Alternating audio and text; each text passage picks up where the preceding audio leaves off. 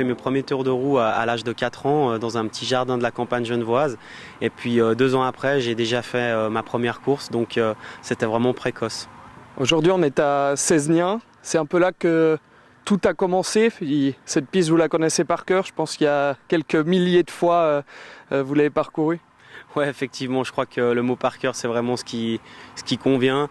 Ici, j'ai fait vraiment des milliers de tours de circuit, donc c'est là où je me suis le plus entraîné, on va dire, durant ma carrière et encore aujourd'hui.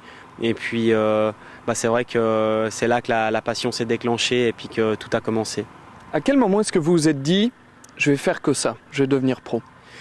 Alors en fait moi quand j'étais au cycle d'orientation j'étais en classe sportive comme ça s'appelait à l'époque et puis c'est vrai que dans ma tête j'avais le rêve de pouvoir partir faire carrière aux États-Unis et puis je me suis dit il faut vraiment que je me donne à fond là-dedans pour prouver à mes parents que je peux percer dans ce sport et puis que j'ai une chance de réussir. Et puis je crois qu'à l'âge de 13-14 ans, j'avais vraiment très envie de passer professionnel. J'étais pas vraiment branché études en plus de ça, donc ça tombait bien. Et puis à l'âge de 16 ans, je suis passé professionnel. Ça a été une évidence ou il y a quand même eu quelques doutes? Non, il y a quand même eu quelques doutes, parce que malgré la motivation et l'envie, on n'est jamais sûr de pouvoir réussir dans son sport.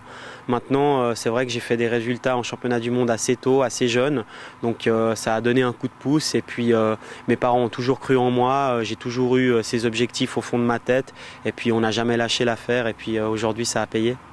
Et il y a quand même cette question qui est financière, parce qu'on le sait que ce n'est pas forcément simple, c'est une recherche perpétuelle de sponsors. On peut quand même en vivre bien? Non, non, le mot ne convient pas. C'est vrai qu'en vivre bien, ça veut dire avoir un salaire qui permet de payer ses factures et puis de, comme tout le monde, vivre normalement. Mais non, non, c'est pas du tout le cas pour moi jusqu'à aujourd'hui.